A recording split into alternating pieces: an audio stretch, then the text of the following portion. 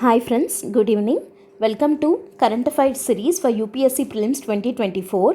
ఈరోజు మనము current affairs సిరీస్లో ప్రతిరోజు ఒక స్కీమ్ని తీసుకొని దాంట్లో కొన్ని ఇంపార్టెంట్ టాపిక్స్ని మనం డిస్కస్ చేసుకుంటున్నాం కదా. ఇవాళ ఏంటంటే స్కీమ్స్ ఇన్ న్యూస్ అనమాట. జనవరి మంత్కి సంబంధించి ఏ స్కీమ్స్ న్యూస్లో ఉన్నాయి అన్న దాని గురించి మనం డిస్కస్ చేద్దాం. ఎందుకంటే స్కీమ్స్ మీద అట్లీస్ట్ 2 to 3 క్వశ్చన్స్ అయితే వస్తాయి మనకి సివిల్స్ ప్రిలిమ్స్లో. సో కాబట్టి మనము స్కీమ్స్ని కూడా డీటెయిల్గా డిస్కస్ చేద్దాం, ఓకేనా. Before going to start the session today, ఒక important announcement from LTX classes ఏంటంటే దివాళీ సెలబ్రేషన్స్లో భాగంగా యూపీఎస్సీ ఇన్ఫినిటీ ప్రోగ్రామ్ మీద ఆఫర్ ఇవ్వడం జరుగుతుంది మీకు. యాక్చువల్గా UPSC infinity program course fee వచ్చేసి 60,000 రూపీస్ అనమాట. కానీ దాని మీద మీకు 10,000 డిస్కౌంట్ తోటి ఓన్లీ 50,000కే ఇవ్వడం జరుగుతుంది. అయితే దీని మీద మీకు ఈఎంఐ ఆప్షన్ కూడా ప్రొవైడ్ చేస్తున్నారనమాట. ఈఎంఐ ఆప్షన్ అంటే ఏంటంటే 10,000 రూపీస్ పర్ మంత్ లాగా మీకు మీరు ఈఎంఐ లాగా పే చేసుకోవచ్చు. అట్ ఏ టైం పే చేయాల్సిన అవసరం లేదు. అండ్ దట్టు మీకు లైఫ్ టైం వ్యాలిడిటీ తోటి ఈ కోర్స్ అనేది ఇవ్వడం జరుగుతుంది. అండ్ ఈ ఆఫర్ మీకు 15th November వరకు వ్యాలిడ్ అనమాట. Okay, so utilize this offer on UPSC infinity program. And also in the same way optional infinity మీద కూడా మీకు సేమ్ దివాళీ ఆఫరే ఉంది. ఏంటంటే యాక్చువల్గా కోర్స్ ఫీ వచ్చేసి 30,000 రూపీస్, బట్ మీకు 6,000 రూపీస్ డిస్కౌంట్ తోటి 24,000కే ఇవ్వడం జరుగుతుంది. అది కూడా ఈఎంఐ ఆప్షన్లో. ఓకే, అంటే పర్ మంత్ మీరు 8,000 రూపీస్ లాగా 24,000ని మీరు పే చేసుకోవచ్చు. అండ్ ఈ ఆఫర్ కూడా మీకు valid till 15th November. And optional infinity course కూడా మీకు లైఫ్ టైం వ్యాలిడిటీ తోటి ఇవ్వడం జరుగుతుందన్నమాట.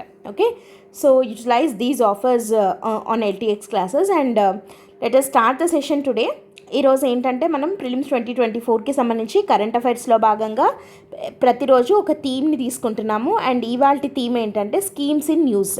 ఓకే, ఏ స్కీమ్స్ జనవరి మంత్కి సంబంధించి న్యూస్లో ఉన్నాయి. మనం ఆల్రెడీ జనవరి మంత్కి సంబంధించి polity and governance related topics చూసాము.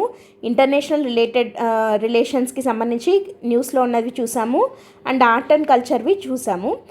అండ్ ఇవాళ స్కీమ్స్ ఇన్ న్యూస్ చూస్తున్నాం. ఒకవేళ మీరు ఈ 3 టాపిక్స్ కనుక చూడనట్టయితే ఒకసారి మీరు మన యూట్యూబ్లో ఒకసారి రెఫర్ చేయండి.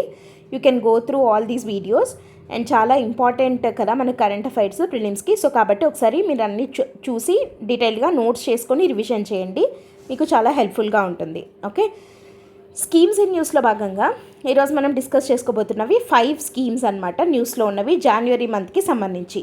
సో ఇక్కడ మనం ఈ 3 టాపిక్స్, ఈ 3 థీమ్స్ కూడా polity, IR and art and culture కూడా జనవరి మంత్వి చూస్తున్నాం. ఆ తర్వాత మనం ఫిబ్రవరిలో ఉన్న థీమ్స్ అన్నీ చూద్దాం. అట్లా మొత్తం ఒక 1.5 yearవి మనం కవర్ చేసుకుందాం ప్రిలిమ్స్ వరకు. ఓకే, సో ఈరోజు స్కీమ్స్ ఇన్ న్యూస్లో ఫస్ట్ వచ్చేసి SAIME ఇనిషియేటివ్, రెండోది వచ్చేసి ప్రజ్వల ఛాలెంజ్, మూడోది national green hydrogen mission, 4th one is దీని రిలేటెడ్ థింగే కాబట్టి ఇక్కడే చెప్పేస్తున్నది green ammonia, and 5th one వచ్చేసి స్ప్రింట్ ఇనిషియేటివ్.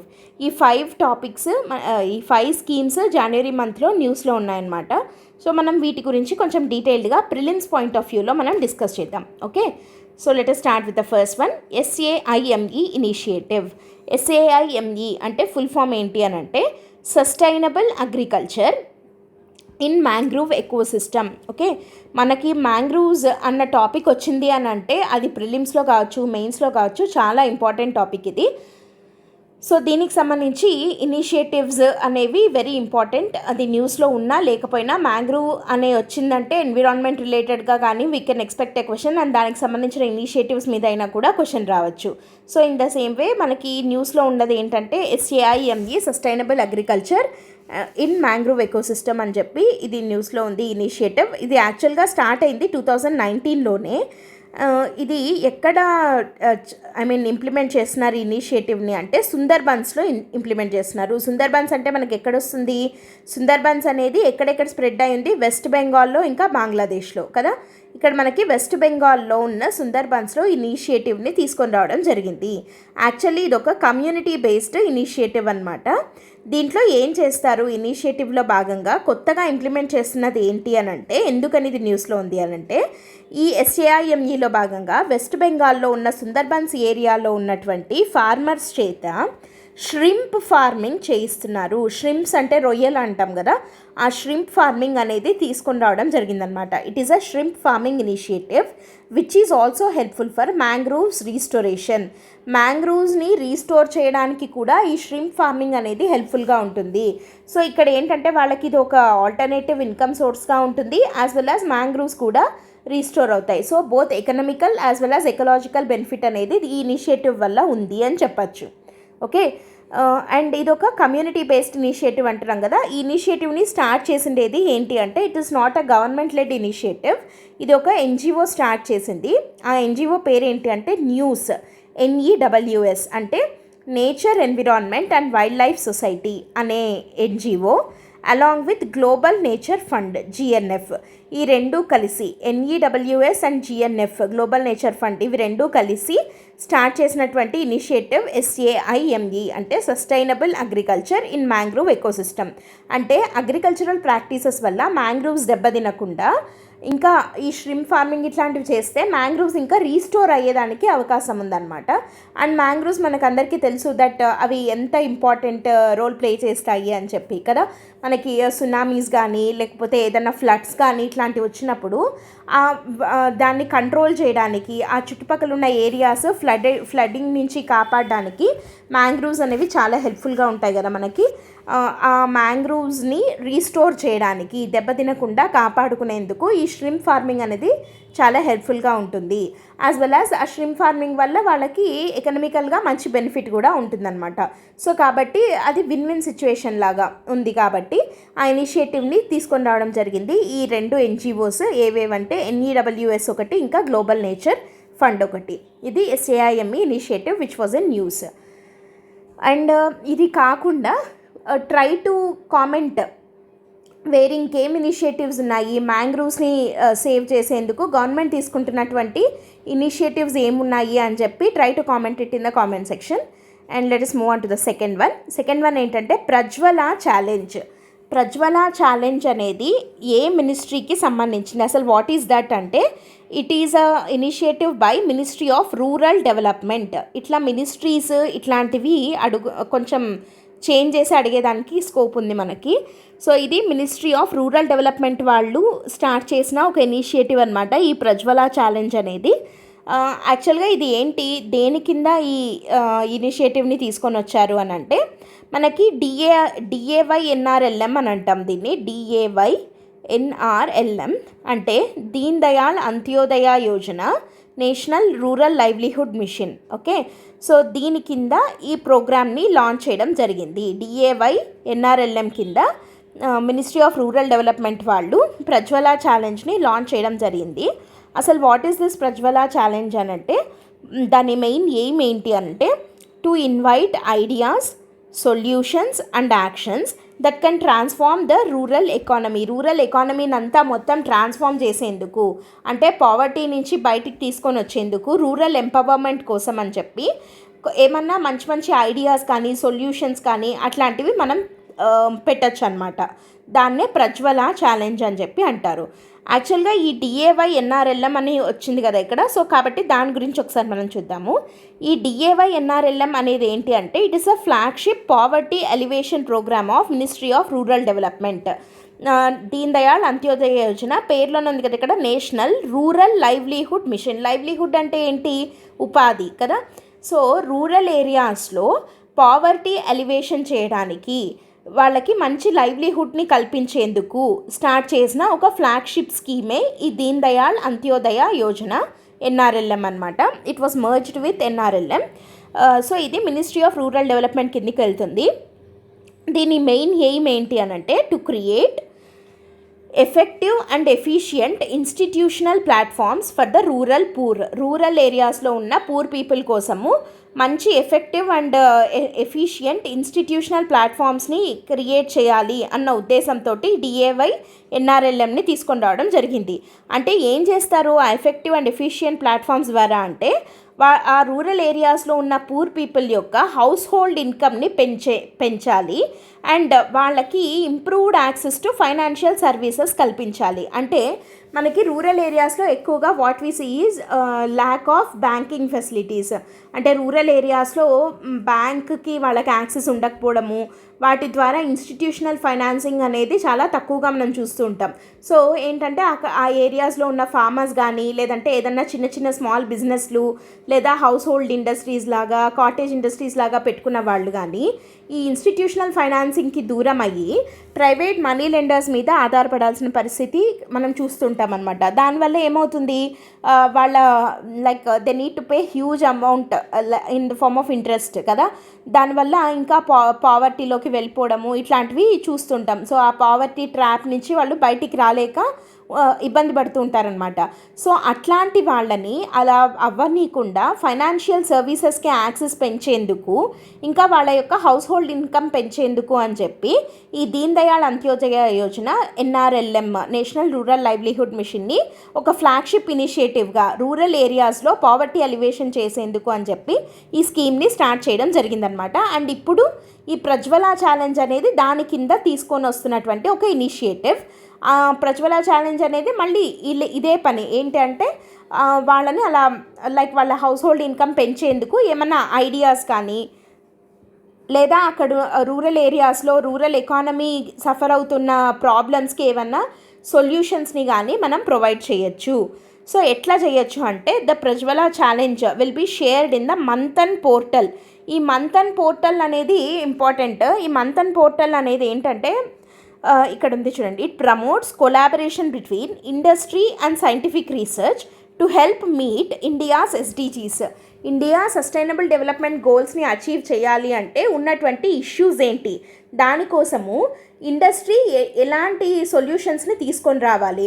ఇప్పుడు సైంటిఫిక్ రీసెర్చ్ ద్వారా కొన్ని సొల్యూషన్స్ని ఈ అకాడమిషియన్స్ వీళ్ళు ప్రొవైడ్ చేయగలుగుతారు. సో దాన్ని ఇంప్లిమెంట్ చేయాల్సింది ఎవరు, ఇండస్ట్రీ ఇంప్లిమెంట్ చేయాలి, right, to achieve SDGs. So ఇప్పుడు ఈ ఇండస్ట్రీకి సైంటిఫిక్ రీసెర్చర్స్కి మధ్య ఉన్నటువంటి గ్యాప్ని బ్రిడ్జ్ చేయడం కోసం అని చెప్పి తీసుకొని వచ్చిండేది మంథన్ పోర్టల్. మంథన్ అంటే ఏంటి, లైక్ మదనం అంటాం కదా, ఆలోచన మేధో మదనం అట్లా అంటాం కదా, ఆ టైప్ అనమాట. సో ఈ మంథన్ పోర్టల్ ద్వారా ఇండస్ట్రీకి ఇంకా సైంటిఫిక్ రీసెర్చర్స్కి మధ్య ఉన్న గ్యాప్ అనేది ఫిల్ అవుతుంది. ఈ మంథన్ పోర్టల్లోనే ఈ ప్రజ్వల ఛాలెంజ్ని పెట్టడం జరిగింది. అంటే ఏంటంటే సైంటిఫిక్ రీసెర్చర్స్ రూరల్ ఎకానమీని స్టడీ చేసి అందులో ఉన్న ఇష్యూస్ని ఐడెంటిఫై చేసి వాటికి కొన్ని సొల్యూషన్స్ని కానీ, లేదా అక్కడ పావర్టీ ఎలివేషన్ని చెయ్యాలి అని అంటే కొన్ని ఐడియాస్ని కానీ వాళ్ళు ఆ మంథన్ పోర్టల్లో షేర్ చేసుకోవచ్చు. సో ఈ మంథన్ పోర్టల్ అనేది ఇక్కడ ఎందుకు అంత క్లియర్గా చెప్తున్నానంటే, ఈ Manthan portal not under the ministry of rural development. ఈ స్కీమ్ అంతా మినిస్ట్రీ ఆఫ్ రూరల్ డెవలప్మెంట్దే. కానీ మంథన్ పోర్టల్ అనేది తీసుకొని వచ్చిండేది ఎవరంటే office of principal scientific adviser, అంటే department of science and technology. Science and technology department కింద ఉంటుంది కానీ రూరల్ డెవలప్మెంట్ కింద కాదు. సో కాబట్టి మనం ఇట్లాంటివి కొంచెము లైక్ ఇదంతా స్కీమ్ అంతా రూరల్ డెవలప్మెంట్ది కదా, కాబట్టి దాని కిందకి వెళ్తుంది అని అనుకోవచ్చు. కానీ department of science and technology కింద ఉన్నటువంటి మంథన్ పోర్టల్లో ప్రజ్వల ఛాలెంజ్ అనేది షేర్ చేయడం జరిగింది. Where you can give you in the sense scientific researchers can give their ideas, their solutions for the upliftment of the rural economy అనమాట. ఇది ప్రజ్వల ఛాలెంజ్ అంటే. Okay, let us move on to the third one ఏంటంటే national green hydrogen mission. National green hydrogen mission is very very very important topic. మనకి ఇది చాలా న్యూస్లో ఉంది. ఇది ప్రిలిమ్స్కి ఇంపార్టెంటే, మెయిన్స్కి అంతకన్నా ఇంపార్టెంట్ టాపిక్ అనమాట. సో అసలు ఈ నేషనల్ గ్రీన్ హైడ్రోజన్ మిషన్ అనేది దేనికోసం, దేని గురించి అని అంటే, it is proposed to make India a global champion in green hydrogen production, thereby reducing the dependence on fossil fuels. అంటే ఇప్పుడు మనం ఫాసిల్ ఫ్యూయల్స్ మీద, ఇప్పుడు ఇండియా తన అవసరాలలో ఫాసిల్ ఫ్యూయల్స్ అంటే ఏంటి, కోల్, పెట్రోల్, డీజిల్ ఇట్లాంటివి కదా. సో వాటి కోసము అంటే పెట్రోల్ అండ్ డీజిల్ కోసం మనము 80% ఆఫ్ అవర్ నీడ్స్ మనం ఇంపోర్ట్ డిపెండెంట్గానే ఉన్నామన్నమాట. అంటే మనకు ఓన్ ప్రొడక్షన్ అనేది ఇండియాలో చాలా తక్కువ. 80% ఆఫ్ ద ఆయిల్ నీడ్స్ ఈ కోల్ పెట్రోల్ అండ్ డీజిల్ మనము ఇంపోర్ట్స్ మీదే డిపెండ్ అయి ఉన్నాము. సో ఆ డిపెండెన్సీని తగ్గించుకునేందుకు అంటే ఎకనామికల్గా అది మంచిది. అండ్ ఆ తర్వాత ఇప్పుడు ఈ పెట్రోల్ డీజిల్ ఇవి వాడడం ద్వారా కార్బన్ ఎమిషన్స్ ఎక్కువ అవుతున్నాయి. మనం కార్బన్ న్యూట్రాలిటీ గోల్ ఒకటి ఉంది కదా మనకి 2070కి అచీవ్ చేయాలి అని చెప్పి. సో దాని వైపుగా మనం అడుగులు వేయాలి అని అంటే ఏం చేయాలి, ఫాసిల్ ఫ్యూయల్స్ మీద డిపెండెన్సీని మనం తగ్గించుకోవాలి. అంటే we need to shift towards renewable sources. అట్లాంటి ఒక రెన్యూవబుల్ సోర్సే గ్రీన్ హైడ్రోజన్. సో ఈ గ్రీన్ హైడ్రోజన్ ప్రొడక్షన్లో మనం గ్లోబల్ ఛాంపియన్ అవ్వాలి అని అంటే అవ్వాలి అన్న ఉద్దేశంతో ఆబ్జెక్టివ్ తోటి లాంచ్ చేసిండేదే నేషనల్ గ్రీన్ హైడ్రోజన్ మిషన్ అనమాట. సో ఇది ఏ మినిస్ట్రీ కిందకి వెళ్తుంది అంటే ministry of new and renewable energy, MNRE, ministry of new and renewable energy అనే మినిస్ట్రీ కిందకి వెళ్తుంది. వీళ్ళే ఈ మిషన్ యొక్క గైడ్లైన్స్ని ఫార్ములేట్ చేయడం జరిగిందనమాట. అయితే ఇది న్యూస్లో ఎందుకు ఉంది అని అంటే మనకు జనవరి మంత్లో union government has approved 19,744 crores. Okay, ఈ మిషన్ కోసం అని చెప్పి గవర్నమెంట్ 19,744 crores అప్రూవ్ చేయడం జరిగింది. అయితే ఏ ఆబ్జెక్టివ్, దీని యొక్క ఆబ్జెక్టివ్స్ ఏంటి, ఈ NGHM యొక్క ఆబ్జెక్టివ్స్ ఏంటి అని అంటే developing at least 5 million metric tons of green hydrogen per annum. సంవత్సరానికి 5 million metric tons గ్రీన్ హైడ్రోజన్ని డెవలప్ చేయాలి అన్న ముఖ్య ఉద్దేశంతో ఆబ్జెక్టివ్ తోటి 19,744 crore worth national green hydrogen మిషన్ని లాంచ్ చేయడం జరిగింది. సో దీనివల్ల ఉపయోగం ఏముంది అని అంటే it adds renewable energy capacity of about 125 gigawatts.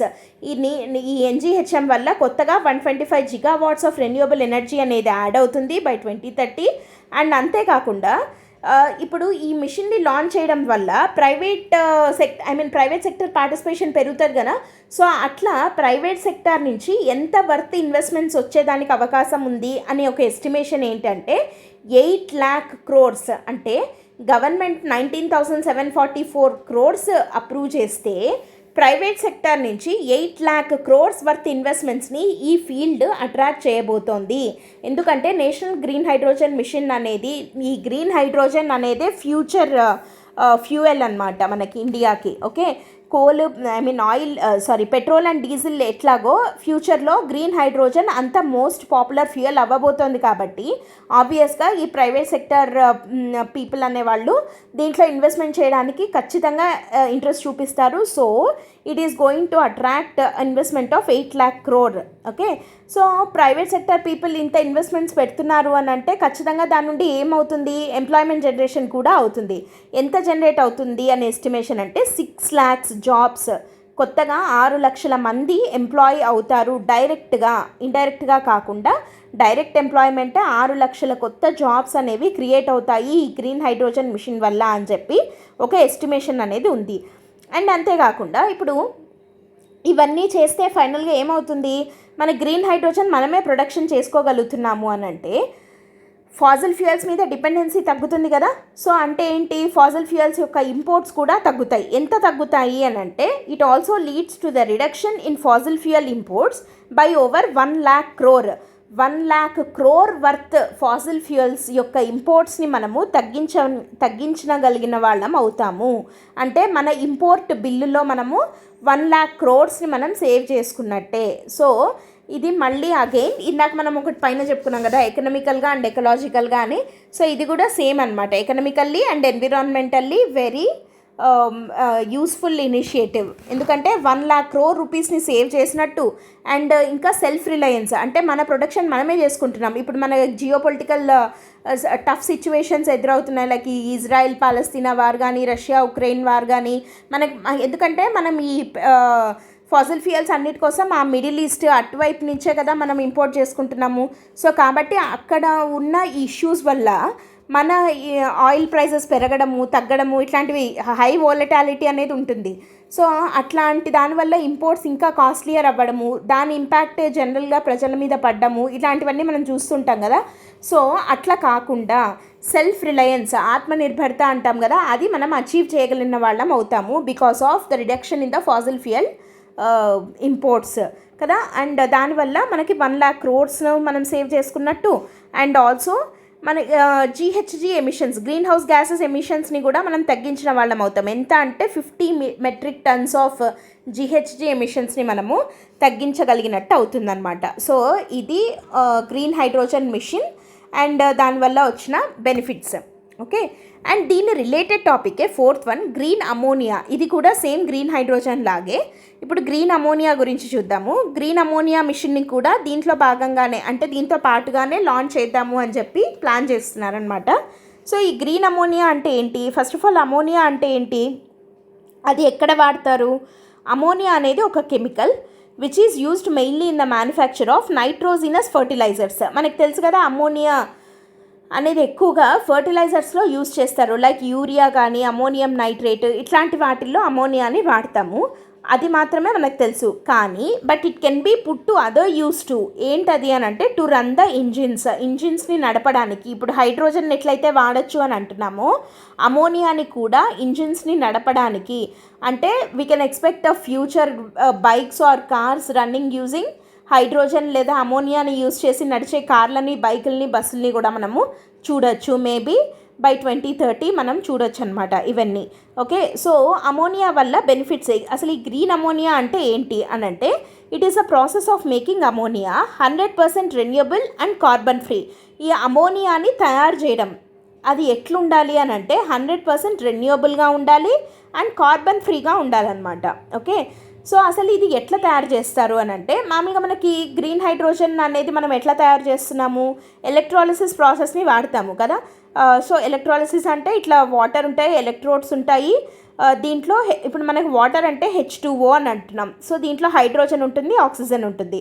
So electrolysis చేస్తే ఏమవుతుంది, ఒక దగ్గర హైడ్రోజన్ గ్యాస్ వస్తుంది, ఇంకో దగ్గర ఆక్సిజన్, ఇట్లా డివైడ్ అయిపోతాయి. సో ఇలా వచ్చిన హైడ్రోజన్ గ్యాస్ని వీ స్టోర్ ఇట్. సో ఇది హైడ్రోజన్ అంటాము. మరి దీన్ని గ్రీన్ హైడ్రోజన్ అని ఎప్పుడు అంటాము అంటే, ఈ వాటర్లో ఎలక్ట్రాలిసిస్ చేయడానికి మనం ఎలక్ట్రిసిటీని పాస్ చేస్తాం కదా, ఈ electricity should be sourced from a renewable energy. అంటే ఇదర్ హైడ్రో ఎలక్ట్రిక్ పవర్ కానీ, లేదా విండ్ ఎనర్జీ కానీ, సోలార్ ఎనర్జీ కానీ, అట్లా రెన్యూబుల్ ఎనర్జీ నుంచి సోర్స్ చేసుకున్నటువంటి ఎనర్జీని మనం ఎలక్ట్రాలిసిస్కి వాడి దాని ద్వారా ప్రొడ్యూస్ అయ్యే హైడ్రోజన్ ఏదైతే ఉందో that we call it as a green hydrogen. ఎందుకంటే ఈ ప్రాసెస్లో ఎక్కడ ఎమిషన్స్ అనేవి జీరో, ఎందుకంటే ఇది రెన్యూబుల్ ఎనర్జీనే. ఆ రెన్యూబుల్ ఎనర్జీ నుంచి వచ్చిన ఎలక్ట్రిసిటీని మనం పాస్ చేస్తే వచ్చే హైడ్రోజన్ కాబట్టే మనం దాన్ని గ్రీన్ హైడ్రోజన్ అని అంటున్నాం. మరి గ్రీన్ అమోనియా ఎట్లా వస్తుంది అని అంటే, సేమ్ ఎలక్ట్రాలిసిస్ ఇక్కడ కూడా వాడతాము, కాకపోతే ఇక్కడ 2 స్టెప్స్ ప్రాసెస్ ఉంటుందన్నమాట. ఎలక్ట్రాలిసిస్లో H2O ఉంటుంది కదా, సో ఈ వాటర్ నుంచి హైడ్రోజన్ని తీసుకుంటాం. మనకు అసలు ఫస్ట్ ఇది తెలియాలంటే అమోనియా ఫార్ములా తెలియాలి. అమోనియా అంటే ఏంటి, NH3. సో దీంట్లో ఏమేమి ఉంటాయి, నైట్రోజన్ ఉంటుంది, హైడ్రోజన్ ఉంటుంది. మనకి ఇందాక ఇక్కడ గ్రీన్ హైడ్రోజన్లో అయితే ఓన్లీ హైడ్రోజన్ కాబట్టి ఓకే, కానీ ఇక్కడ మనకి ఏం కావాలి, నైట్రోజన్ కూడా అవసరం కదా. సో కాబట్టి ఇక్కడ ఎలక్ట్రాలిసిస్లో వాటర్ నుండి హైడ్రోజన్ని తీసుకుంటాము అండ్ దాంతోపాటు ఇంకా మనకు కావాల్సిన నైట్రోజన్. ఈ నైట్రోజన్ ఏమో మనం డైరెక్ట్గా ఎయిర్ నుండి తీసుకోవడం జరుగుతుందన్నమాట. ఇప్పుడు ఎయిర్ నుండి తీసుకున్న ఈ నైట్రోజన్ని వాటర్ నుండి ఎలక్ట్రాలిసిస్ ద్వారా సపరేట్ చేసినటువంటి హైడ్రోజన్ని, ఈ రెండిటిని we feed it into Haber process. ఈ ప్రాసెస్ పేరు మనకి ఇంపార్టెంట్, హేబర్ ప్రాసెస్ లేదా హేబర్ బాష్ అంటాము, BOSH. ఈ హేబర్ బాష్ ప్రాసెస్కి ఫీడ్ చేయడం జరుగుతుంది. ఇక్కడ ఏమవుతుంది అని అంటే, ఈ హైడ్రోజన్ ఇంకా ఈ nitrogen they react together at high temperature and high pressure. అప్పుడు హై టెంపరేచర్ అండ్ ప్రెషర్లో ఈ హైడ్రోజన్ని నైట్రోజన్ని రియాక్ట్ చేయించి దాని ద్వారా అమోనియాని ప్రొడ్యూస్ చేయడం జరుగుతుంది.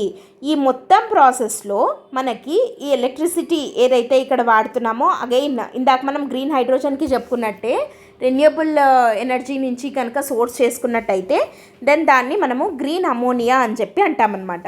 అయితే దీనివల్ల బెనిఫిట్స్ ఏమున్నాయి అని అంటే, it can be easily stored in bulk quantities as a liquid. ఓకేనా, ఈజీగా లిక్విడ్ రూపంలో దీన్ని స్టోర్ చేసుకోవచ్చు.